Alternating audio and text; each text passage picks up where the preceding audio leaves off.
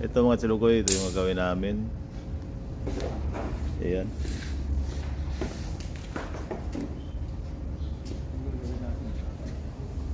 Ano rin to, malaki-laki din to kasi gawin namin tong ano na to, tong cross member na to.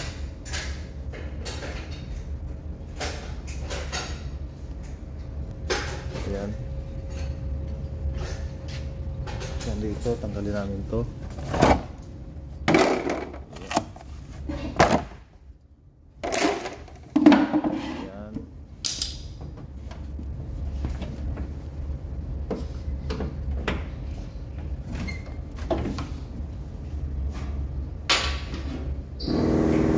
I-update ka namin sa video na to. Wasak din yung wasak din yung windshield.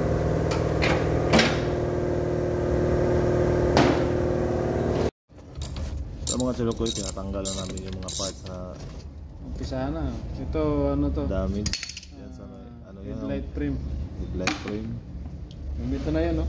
Malaki din yung papaydo rin, no? Tinanggal, no? Ayan, tinanggal namin. Ayan pa. Headlight frame bracket. Saka malaki din yung tama niya kasi ito, papaydo rin pa namin to. Ayan. Yan ang malaking fiber, okay lang na. Easy lang na. Pero ito sa ilalim din, mayroon din papaydo rin sa ilalim. Ayan. Bracket ng chassis. Sa talaga to. Baga ba? Baga.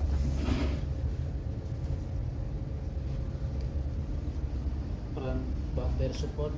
Ito mga chalukoy, namin tong dito kasi ito, hindi to pantay dito. Ayan.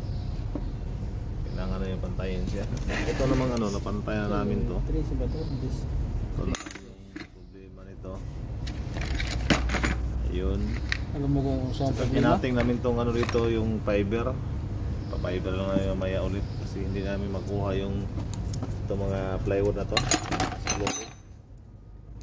Ayun yung hinating ko. Ito, ito namin to ngayon. Yeah, ayun mga joke ko, ito talaga yung pinakamagaling talaga. Ako naman. Ito pala mga joke ko, namin na kabit na namin yung mga tinanggal namin. Paratos. Ito to, wiper tank. Yun, wiper tank, kabit na.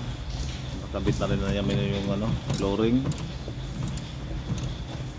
Kahit paano, gumanda na rin. Hindi pala kahit paano. We are professional.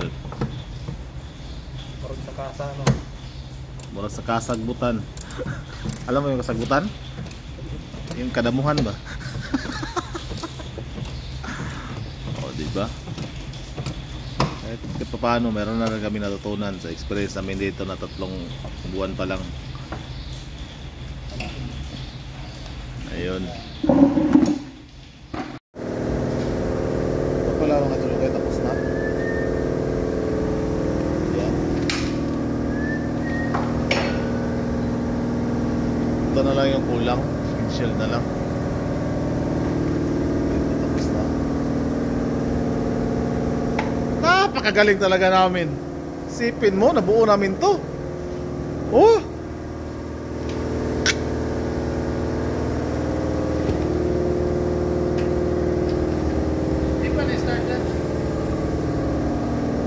Yun, no? Ito talaga yung tao na to. Napakagaling.